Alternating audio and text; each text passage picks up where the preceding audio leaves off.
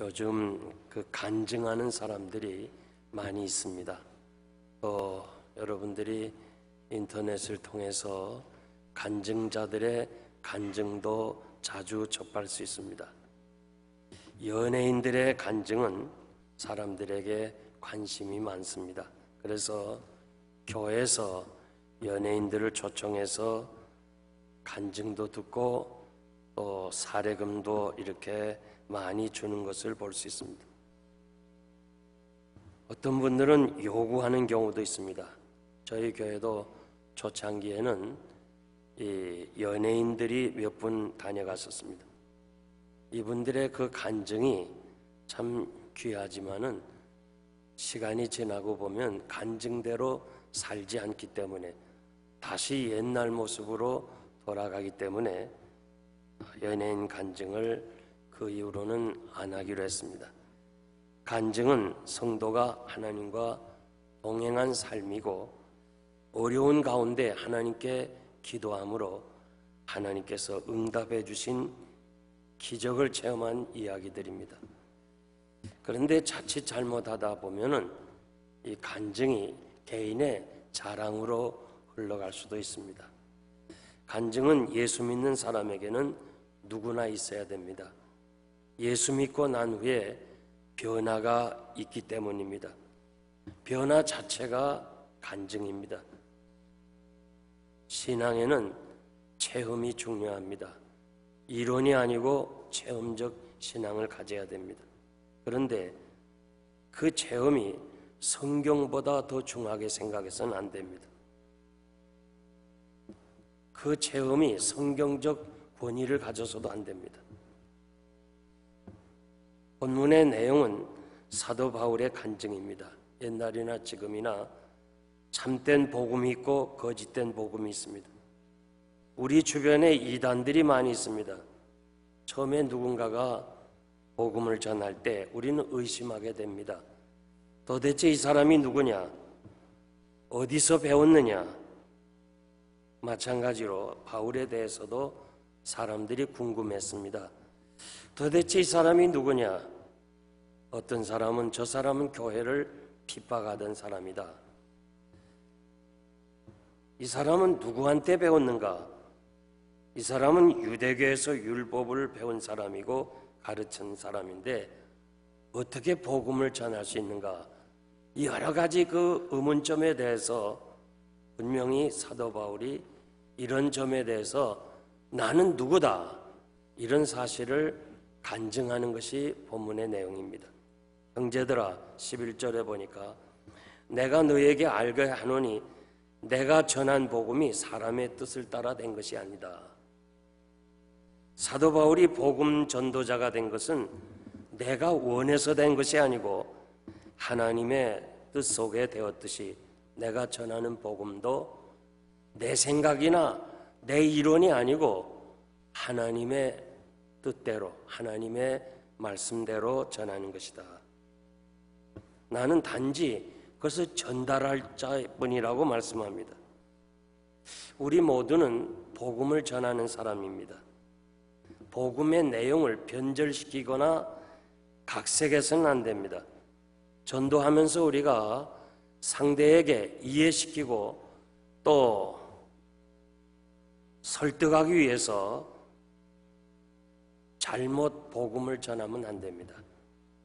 그러므로 누구든지 이 계명 중에 지극히 작은 것 하나라도 버리고 또 그같이 사람을 가르치는 자는 천국에서 작다 일컬음을 받을 것이라.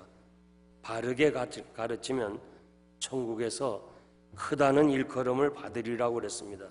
마태복음 5장 19절 말씀입니다. 우리가 전도할 때 복음을 전할 때 사람들을 어떻게 하든지 이해시키려고 그리고 믿게 하려고 하는 그 생각부터 버려야 됩니다. 제가 항상 말씀하고 싶은 것은 우리는 그냥 받은 복음을 전달하면 됩니다. 예수 그리스도는 하나님의 아들이시고 그분은 우리를 위해서 십자가에 죽으시고 우리에게 부활의 첫 열매가 되셔서 우리는 그분을 믿음으로 구원받는다는 사실을 전할 때 그 복음 위에 하나님의 역사가 함께 하실 줄 믿습니다.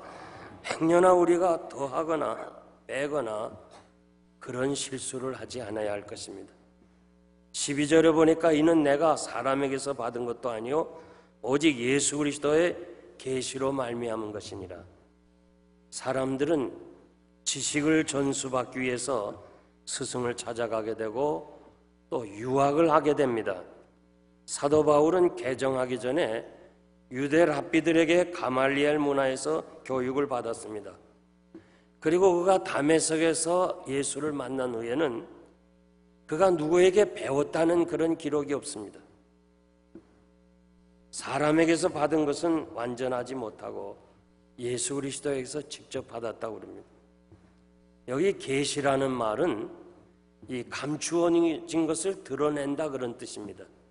우리가 동상이나 혹은 간판을 개막식을 할 때 천으로 쌓여 있다가 그거를 이렇게 오픈하면서 실체를 볼 수 있는 것처럼 쌓여 있는 것을 드러낸다. 보지 못하는 거, 안 보이는 것을 드러낸 것을 계시라고 그럽니다. 사도 바울은 직접 다메섹에서 주님을 만났습니다. 그때까지만 해도 성경이 완성되지 않았기 때문에 주님이 직접 만나 주었습니다. 또 이 사도 바울과 같은 사람을 직접 만나지 않고는 그가 변해서 하나님의 사람이 될 수가 없습니다. 그러나 지금은 성경이 완성되었기 때문에 성경 전체가 우리에게 주시는 계시입니다. 성경 외에 다른 계시는 없습니다. 성경이 유일하고 무오한 하나님의 말씀입니다. 때에 따라서 개인적으로 깨닫게 하시는 성령의 역사를 우린 부인하지 않습니다. 그러나 그 체험이 성경 위에 두어서는 안 되고 성경적 권위를 가져서도 안 됩니다. 흔히 무슨 하나님과 직접 대화했다든지 하나님의 말씀을 들었다든지 무엇을 보았다든지 하는 이런 말에 우리가 주의를 해야 합니다. 각 종교마다 그들 나름대로 경전이 있습니다. 또 좋은 책들이 있습니다. 우리는 이런 것들을 통해서 좀 더 생각이 바르게 되고 좀 더 우리가 깨닫게 되고 좋은 방향으로 나갈 수 있습니다. 그러나 세상의 어떤 책도 사람을 변화시키지는 못합니다. 사람을 변화시키는 것은 하나님의 말씀인데 우리가 하나님의 말씀을 읽고 깨닫기만 하면 안 돼요. 성령의 역사로 그 말씀이 우리 속에서 새롭게 우리를 변화시켜야 돼요. 성령의 역사가 아니고는 우리가 진정으로 그리스도의 제자가 될 수가 없습니다. 히브리서 4장 12절 말씀 보면 성경은 하나님의 감동으로 기록된 것이기 때문에 또한 그 가운데서 하나님께서 역사하시기에 혼과 영과 및 골수까지 찔러 쪼개면서 우리의 마음과 생각과 뜻을 감찰하신다고 그랬어요. 누구라도 성경보다 무엇인가 더 권위 있게 여기고 가르친다면 그것은 이단입니다. 십자가의 대속의 죽으심과 부활을 과소평가하면 그것은 거짓 복음입니다. 사도 바울이 어리석도다 갈라디아 사람아 책망하신 것처럼 지금도 많은 사람들이 하나님의 말씀보다는 새로운 어떤 체험을 강조하게 되고 그 새롭게 받았다는 그 계시에 의해서 미혹돼 가지고 결국 진리에서 떠나는 일들, 이런 일들이 대표적으로 지금 신천지입니다. 그 신천지 하는 그 설교를 한번 들어보면 조금이라도 성경을 이해한 사람은 알 수 있어요. 이게 잘못됐구나, 성경적인 것이 아니구나 할 수 있는데 오늘 그 수많은 사람들이 거기에 빠지게 되는 것은 하나님의 말씀에 대한 지식이 없어서 그렇습니다. 13절에 보니까 내가 유대교에 있을 때 행한 일을 너희가 들었지만 하나님이 교회를 심히 핍박하였다고 고백합니다. 이 바울의 회심이 저는 기독교의 변증이라고 그렇게 강조하고 싶어요. 다른 건 몰라도 바울과 같은 사람, 교회를 핍박하는 사람, 예수 믿는 사람을 잡으러 가는 이 사람이 변해서 예수 그리스도를 전하는 사람이 되었다는 이 한 가지 사실만 생각해도 우리는 예수 그리스도의 부활과 복음의 능력을 부인할 수가 없는 것입니다. 그가 진정으로 주님을 만났기 때문에 그는 변화된 삶을 살았습니다. 바울은 이전은 유대교에 속하여서 모세의 율법을 삶의 절대적인 표준으로 삼았어요. 그리고 그것이 마치 하나님을 섬기는 것으로 알았어요. 그 섬김이 광신적으로 그래서 교회를 핍박하는 사람이 되었습니다. 하나님을 사랑한다는 것이 하나님의 교회를 핍박하게 되었습니다. 우리가 교회사를 보면 이 캐토릭이 얼마나 많은 기독교인들을 죽였습니까? 유럽에 가보면 그 모든 흔적들이 지금도 남아있어요. 그들이 하나님을 섬긴다고 하고 하나님을 사랑한다고 하면서 이 개혁하신 이 기독교인들을 무참하게 잔인하게 죽인 것을 우리는 잘 알고 있습니다. 오늘 우리들의 모습도 한번 살펴봐야 됩니다. 우리 나름대로 열심도 있고 또 이론도 있고 섬김도 있고 주장도 있지만 과연 그것이 하나님 앞에서 주님 앞에서 내놓을 수 있는 것인가?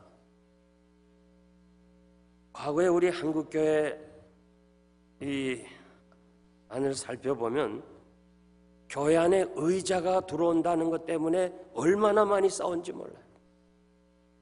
그리고 교회 안에 신발을 신고 들어온다는 거 이것 때문에 또 많이 싸웠어요.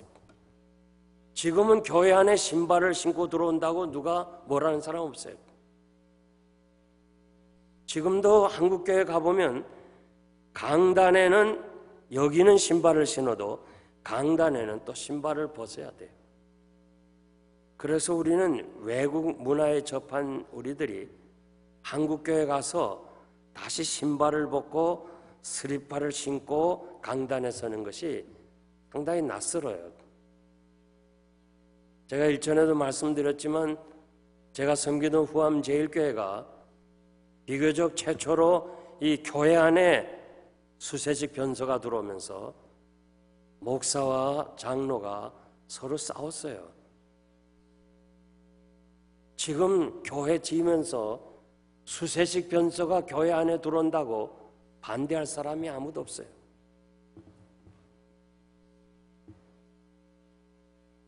예수 그리스도가 사도 바울의 진정한 유대교에서 벗어나 자유를 얻게 한 것처럼 복음은 자유입니다. 어떤 율법적으로 얽매여 있는 것이 아니고 진정으로 복음만이 우리를 자유케 하는 거예요. 그래서 진리를 알지니 진리가 너희를 자유케 하리라고 그랬습니다.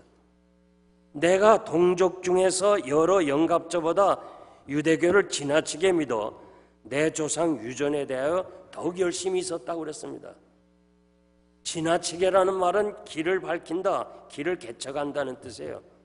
무슨 말인가 하니 자신은 자기 선배들, 나이 많은 사람보다도 더 유대교에서 섬기고 이 조상적으로 내려오는 유전에 대해서 그걸 지키느라고 더 열심히 했다는 거예요. 유대교에서는 두 가지예요. 하나는 절대적인 법인 십계명과 그리고 두 번째는 십계명을 해석한 613가지 자신들의 그 장로들의 유전으로 해석한 것이에요. 어떻게 하면 십계명을 이렇게 지킬 수 있는가? 이 법 안에서 사는 것이 사도 바울에게는 너무 힘든 거예요. 여러분들이 정말 이 십계명 안에서 여기서 산다고 할 때 얼마나 힘들어요. 만일 그런 개념 속에 오늘 우리를 이해시키고 우리를 살핀다면 우리는 오늘 이 자리에 나올 수 없는 사람들이에요. 그런데 그 율법에 의해서 자기를 변화시키지 못했다는 거예요. 그 율법을 준수하느라고 애썼는데 장로의 유전 613가지 그것을 어떻게든지 지키느라고 애썼는데 그것이 나를 변화시키지 못했고 오직 복음 예수 그리스도가 나를 변화시켰다고 사도 바울이 간증하고 있어요. 독생자 예수 그리스도의 십자가의 죽음과 그 부활이 나의 모든 죄를 대속했다는 거예요. 예수 그리스도를 믿기 전과 믿은 후의 삶이 달랐습니다. 세상에서 그렇게 자랑스럽던 유대교에서 열심으로 섬긴 것은 예수 그리스도를 만난 후에는 아무 쓸모없는 것이 되었다고 그는 간증하고 있어요. 이것이 그의 변화된 간증이에요. 하나님과 이 세상은 커다란 가치관의 차이가 있어요. 세상에서 그렇게 좋아하던 거, 그렇게 자랑스러운 거 하나님 앞에서는 무가치하기 때문에 다 버렸다는 거예요. 예수를 만나고 나서 이 가치관이 달라지니까 전에 그렇게 자랑스러웠던 가문의 영광이라든지 자기가 가진 지식이라든지 이 전통적인 이런 바리새파적인 율법주의적인 행위가 결국 무가치해서 다 버렸다고 그랬습니다. 세상의 재물이나 명예나 지식이나 쾌락은 하나님의 은혜 안에 사는 것과 비교할 수 없다. 이런 정도까지 여러분들이 성화의 단계에 올라가야 될 줄 믿습니다. 성도들은 세상 사람들처럼 세상에서 귀중하게 여기는 것들을 얻기 위해서 살아가는 것은 지혜롭지 못합니다. 하나님 앞에서 귀중하게 여기는 것, 하나님 앞에서 자랑스러운 것들을 얻기 위해서 살아야 합니다. 그것이 뭐예요? 믿음이고 소망이고 사랑인 줄 믿습니다. 15절에 보니까 내 어머니 태로부터 나를 선택하셨다고 간증합니다. 우리는 사도 바울이 담에석에서 그 예수 믿고 예수 만나고 그리고 거기서 부르심을 받고 거기서 바울이 택한 그릇이 된 줄 알았는데 사도 바울은 그것이 아니고 벌써 나는 어머니 태에서부터 그 이전에 하나님의 작정 속에 내가 선택되었다고 그렇게 말씀하십니다. 로마서 9장 11절 말씀 보면 자식들이 아직 나지도 아니하고 무슨 선한 일이나 악한 일을 하지 아니한 때에도 하나님의 뜻으로 이미 선택이 되었다. 에서와 그 야곱에 대해서 말씀하는 거예요. 나기도 전에 에서가 야곱을 섬길 것을 하나님이 이미 선택하셨다는 거예요. 이렇게 본다면 우리는 진정으로 예수 믿게 된 것이 누가 전도해서 예수 믿은 것이 아니고 예수 믿는 부모님에게서 태어나서 예수 믿은 것이 아니고 이미 우리들은 하나님의 작정 속에 영원하신 계획 속에 이미 여러분들이 선택되었다가 때가 되어서 하나님께서 우리를 부르셨다는 이 확신을 가져야 될 줄 믿습니다. 우리가 전도하여 보면 어떤 분은 온갖 노력과 또 배려와 관심과 여러 가지 집중적으로 노력을 합니다.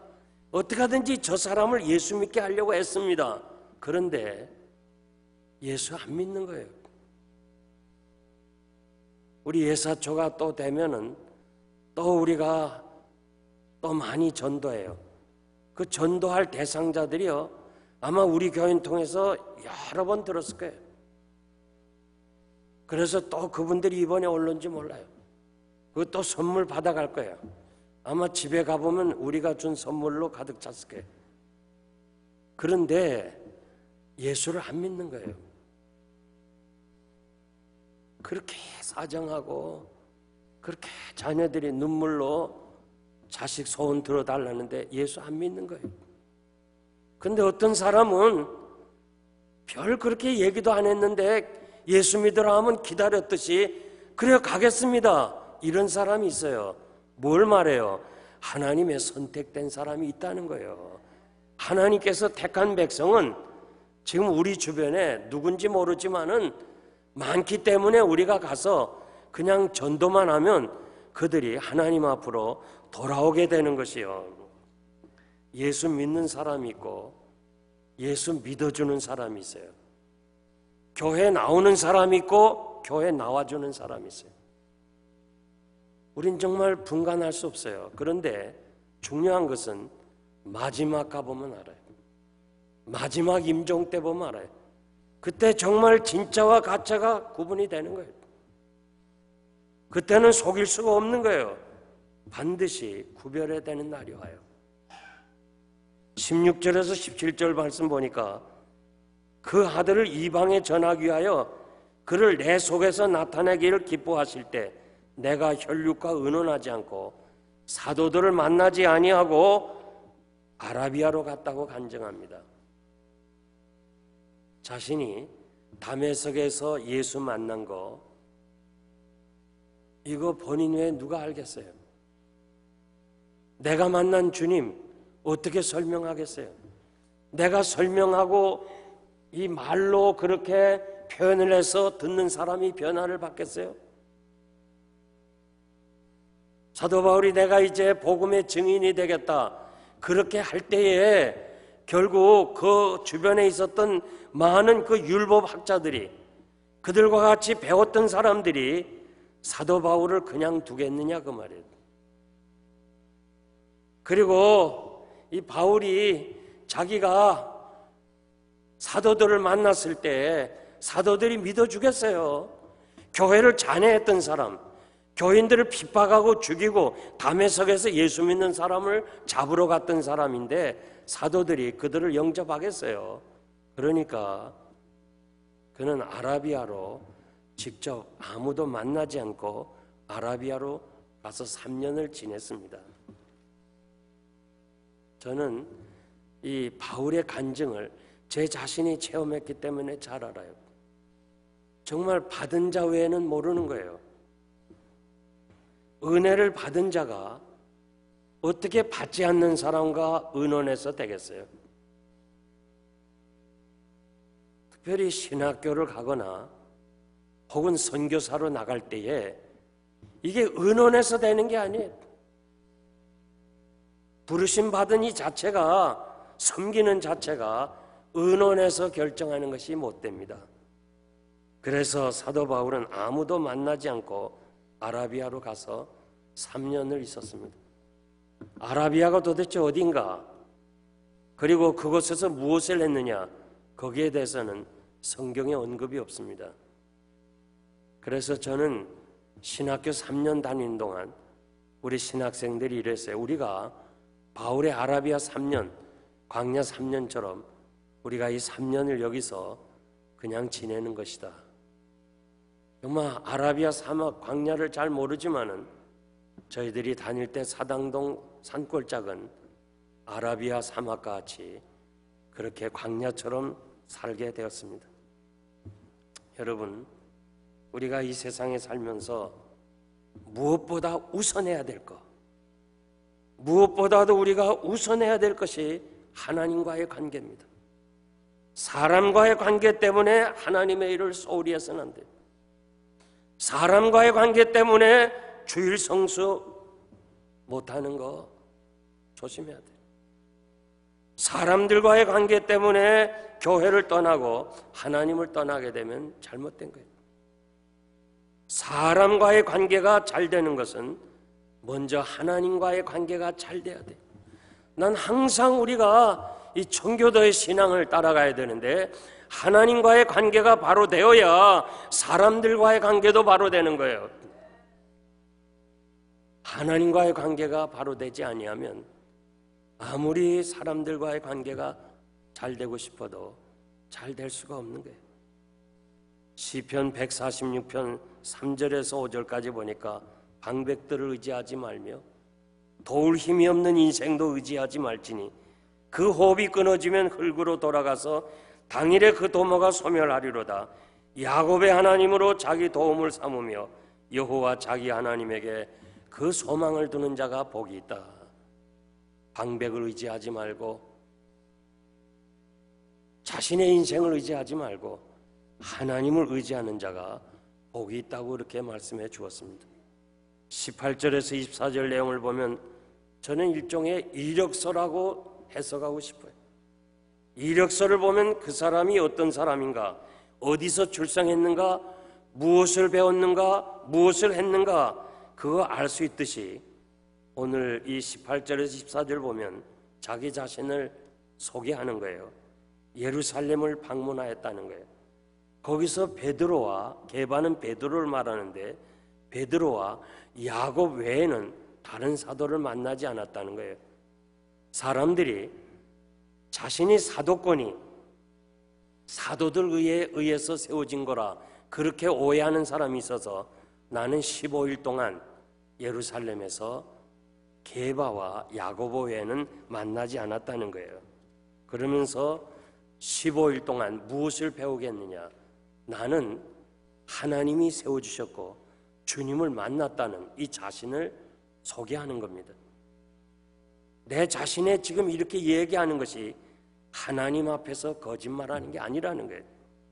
하나님 앞에서 갈비는 이것이 그의 좌우명이었어요.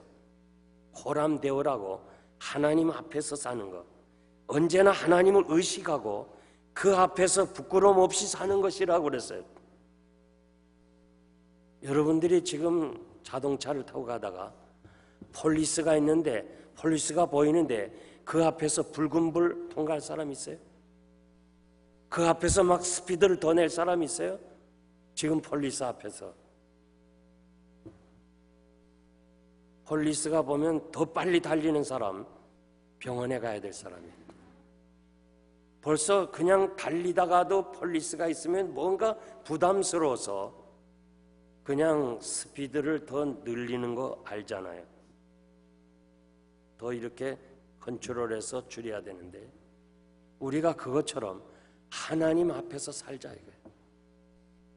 하나님 앞에서, 하나님이 보는 면전 앞에서 우리가 말하고 행한다면 정말 여러분을 통해서 하나님이 영광을 받으실 줄 믿습니다.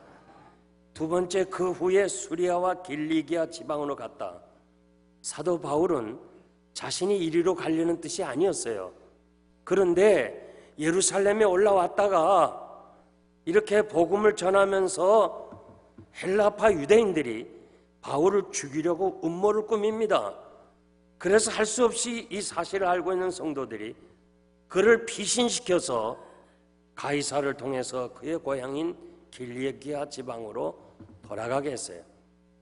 그리고 그는 그곳에서 복음을 전하게 되고 결국은 가는 곳마다 복음의 역사가 일어난 것을 알 수 있습니다. 여기서 중요한 것은 사도 바울이 자기가 원해서 가지 않았지만은 정말 그 음모와 죽이려는 계획 속에 다시 회전해서 돌아갔지만은 그것이 하나님의 섭리 속에 복음을 전하기 위한 계획과 섭리였다는 거예요. 우리는 사도 바울의 그 모습을 통해서 그가 가는 곳마다 복음이 증거되고 거기서 결국은 교회가 세워지는 것을 보면서 마치 벌이 꽃가루를 나르는 것처럼 이 꽃에 앉아서 그 꽃가루를 다른 꽃으로 가서 주면서 열매를 맺듯이 우리 성도의 삶은 꽃가루 나르는 것처럼 벌처럼 그렇게 살아야 돼. 여러분들이 가는 곳마다 그 삶의 현장이 변하고 여러분이 가는 곳마다 미움과 분쟁과 싸움이 기쁨으로 화해지는 그런 하나님의 사람들이 돼야지. 우리가 가는 곳마다 이 복음을 전함으로 구원의 열매를 맺는 그런 아름다운 하나님의 사람들이 되시기를 바랍니다. 마지막으로 하나님께 영광이 되었습니다. 교회들이 사도 바울을 얼굴을 모릅니다. 얼굴을 보지 못했지만은 듣고 있습니다. 교회를 핍박하던 사람, 사도행전 8장에 보니까 바울이 얼마나 교회를 핍박했든지 마치 멧돼지가 포도원을 허는 것처럼 그렇게 비유를 했어요. 그런 사람이 예수 영접하고 예수 그리스도를 전하는 사람이 되었다 할 때 그 소식 들으면서 하나님께 영광을 돌렸다는 거예요. 우리가 예를 든다면 어떤 스님이 예수 믿고 전도자가 되었다.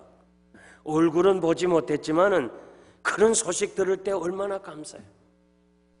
아, 저렇게 스님으로 계신 분이 예수 믿고 복음을 전한 사람이 되었다. 얼마나 감사해요. 사랑하는 성도 여러분, 나 때문에 하나님께 영광을 돌려야 됩니다.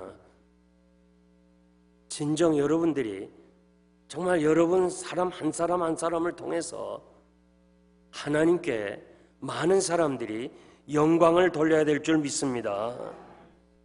우리가 사람들에게 잘 보이려고 애쓸 필요도 없어요. 또 여러 가지 참 어려움이 있다고 그 자신을 표현할 필요도 없어요. 하나님께서는 다 알고 계시기 때문에 언젠가는 분명하게 드러나고 나타낼 날이 오는 거예요. 죄도 마찬가지예요. 아무리 숨기려고 해도 하나님이 알고 내가 알기 때문에 그 죄를 감출 수가 없습니다. 성적표 여러분 기억하세요? 우리는 성적표를 학교를 졸업하는 동안에는 전혀 관심이 없어요. 학교 동안 다니는 동안에는 성적표를 잘 기록하기 위해서 여러 가지 애쓰지만은 졸업과 함께 성적표는 다 잊어버렸어요. 여러분 지금도 성적표 가지고 있는 사람 있어요? 그때 그냥 A학점 받은 거 지금까지 간직하는 사람 있어요? 그때 C학점 받고 그랬다고 지금도 마음 아파하는 사람 있어요? 이미 졸업과 함께 성적표는 다 잊어버렸어요.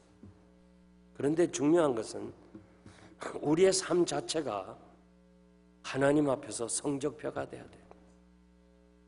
여러분들이 지금 말하고 행동하는 거 그냥 내 기분대로 하고 내 마음대로 하지만은 하나님 앞에서 그것이 다 기록이 되고 언젠가 하나님 앞에 설 때 성적표를 받는 날이 올 것이에요. 이 사실을 우리는 오늘 사도 바울을 통해서 알아야 되고 나를 통해서 나의 모습을 통해서 다른 사람이 하나님께 영광을 돌리게 해야지 나로 인하여 하나님의 영광을 가리운다면 여러분들은 하나님 앞에서 그 성적표가 F학점으로 기록될 거예요. 그러므로 인생의 제일 되는 목적 하나님께 영광을 돌리는 것. 우리가 당회 때 세례문답 하면서 꼭 장로님 한 분이 인생의 제일 되는 목적이 뭐냐 물을 때 대답하는 사람이 많지 않아요. 우리가 왜 사느냐? 왜 삶의 목적이 무엇이냐? 우리가 살아있는 자체가 하나님께 영광을 돌리는 거예요. 이 하나님께 영광을 돌리는 것, 이것이 오늘도 우리가 이 땅에서 사는 목적인 것을 알고 어떻게 하든지 여러분의 삶이 하나님께 영광 되시기를 바랍니다. 기도하겠습니다.